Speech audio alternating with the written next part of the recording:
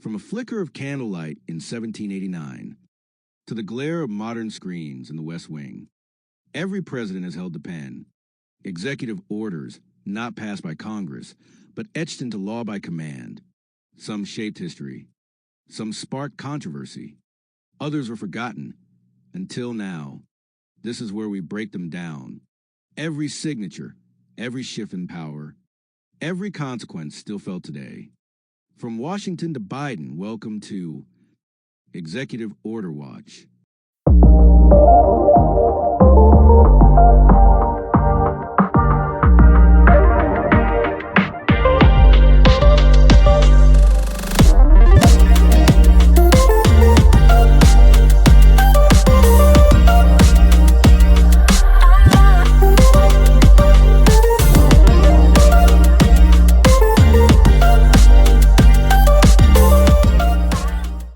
Democracy, we live for it. For democracy, we fight for it. For democracy, we've died for it. And for democracy, we watch it.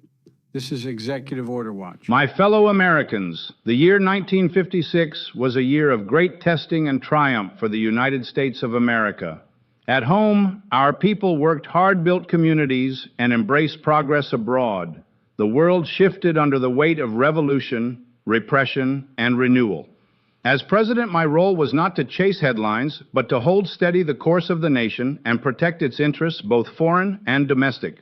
This was the year of the Suez Crisis, when the nationalization of the canal triggered a confrontation between our allies and Egypt. It was not just a question of water and trade. It was a test of our global leadership. We chose peace over provocation. We worked through diplomacy and helped prevent what could have become a wider war. In Hungary, brave men and women rose up against Soviet tyranny. The world watched as tanks rolled through the streets of Budapest. Their courage stirred our hearts, even as our hands were tied by the limits of global conflict. Back home, our highways began to take shape. As I signed the Federal Aid Highway Act of 1956, this act launched the interstate highway system, one of the most transformative infrastructure efforts in American history. It connected our people, strengthened our defense, and propelled our economy forward. Science and technology pushed ahead as we laid the groundwork for future exploration in the skies and beyond.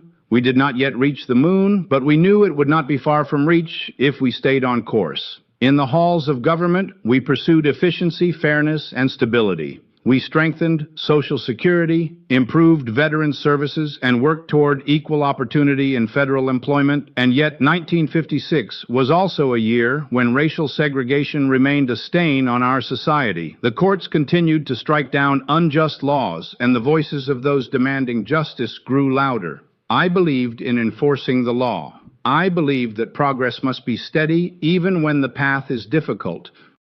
My principles did not change. I believed in strength through unity, responsibility through service, peace through preparedness, and prosperity through cooperation. I governed with the understanding that America was strongest when it worked together, not pulled apart by fear or division. We stood for democracy. We stood for allies. We stood for the American worker, the soldier, the farmer, and the child in the classroom. The story of 1956 is not just written in policies or protests, but in the quiet determination of millions who got up each day believing in a better tomorrow and doing their part to build it.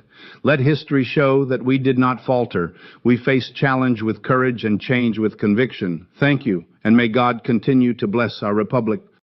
EO 10,650, prescribing regulations governing the selection of certain persons who have critical skills for enlistment in units of the Ready Reserve of the Armed Forces, January 10, 1956, EO 10651, providing for the screening of the Ready Reserve of the Armed Forces, established under the provisions of Part 2 of the Armed Forces Reserve Act of 1952, as amended January 10, 1956, EO 10652, amendment of paragraph 126E of the Manual for Courts Martial, United States, 1951, January 12, 1956, Executive Order 10,653, designating the Honorable A. Cecil Snyder to act, under certain circumstances, as Judge of the United States District Court for the District of Puerto Rico.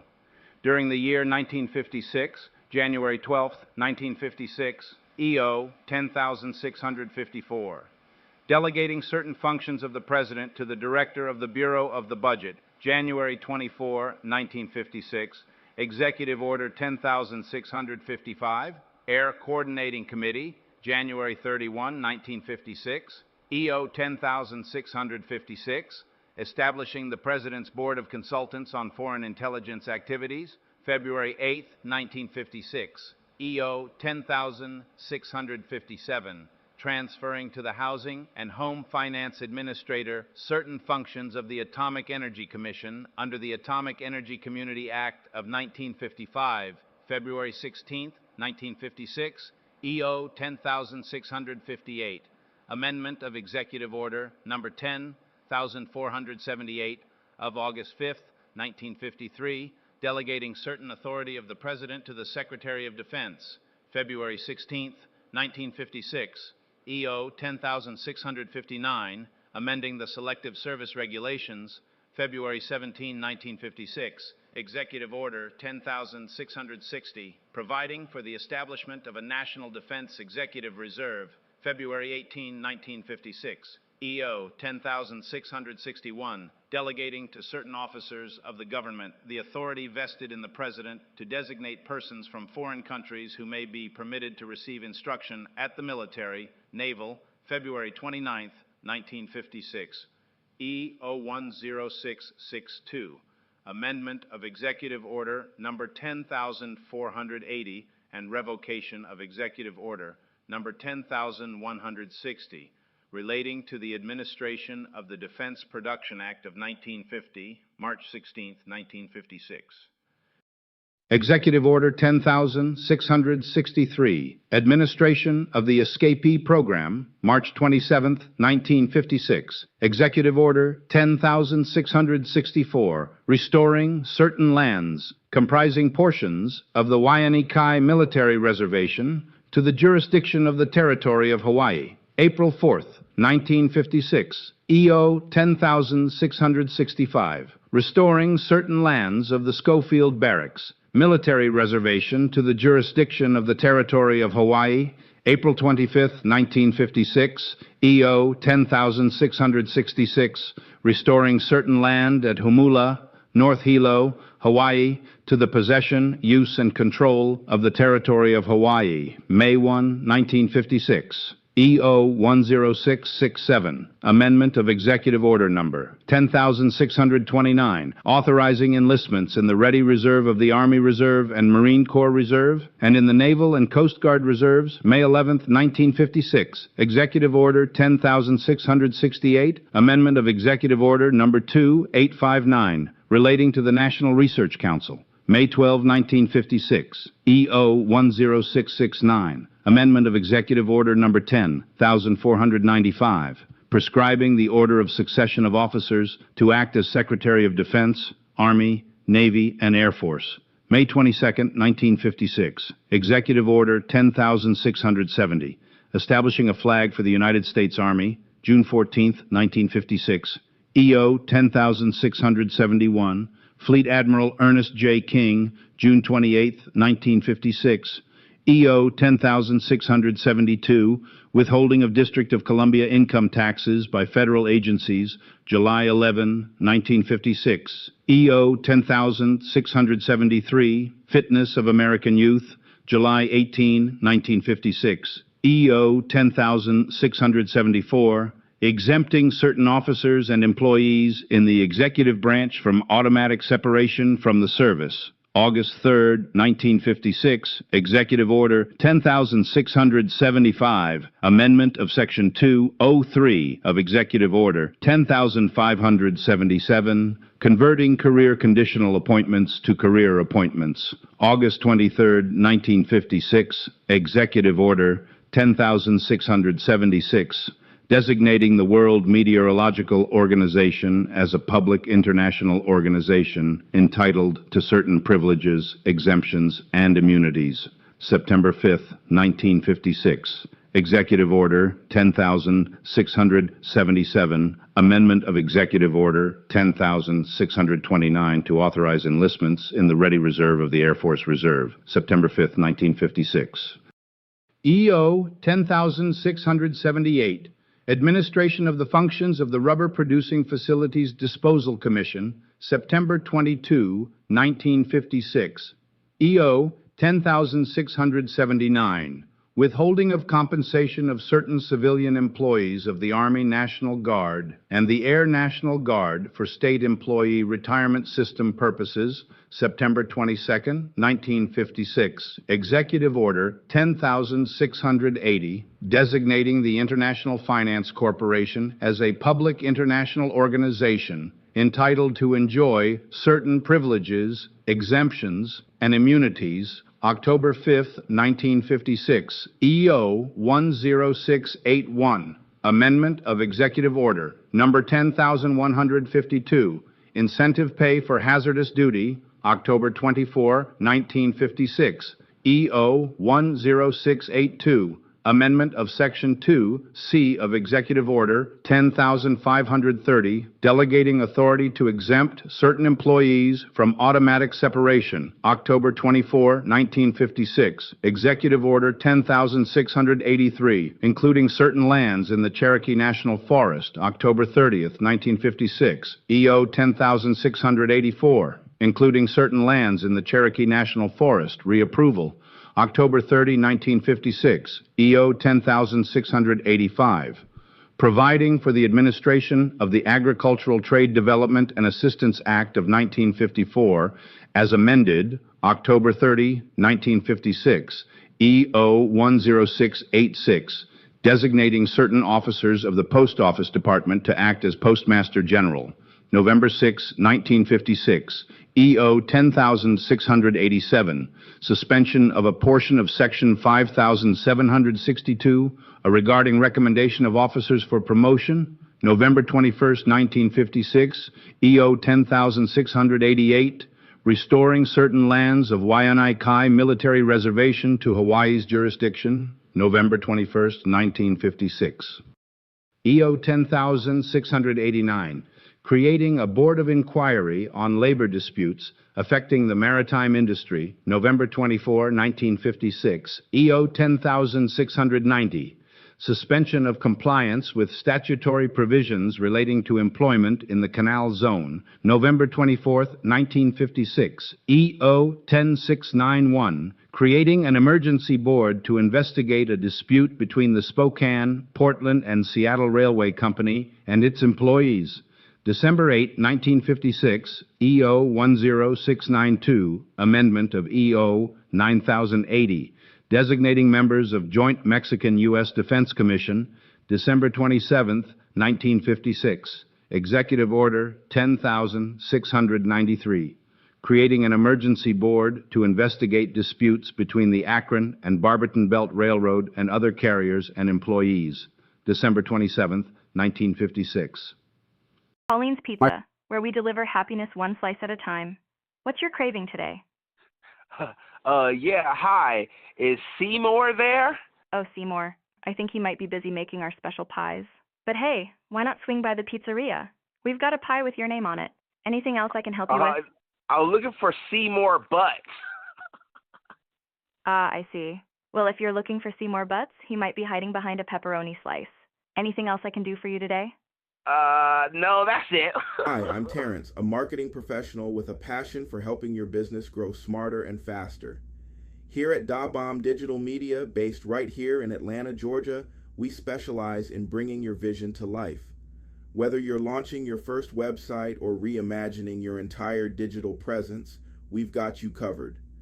From modern website design and search engine optimization to setting up your own AI-powered agency tools, we deliver innovative solutions that keep you ahead of the curve. Ready to unlock your business's full potential? Let's build something remarkable together.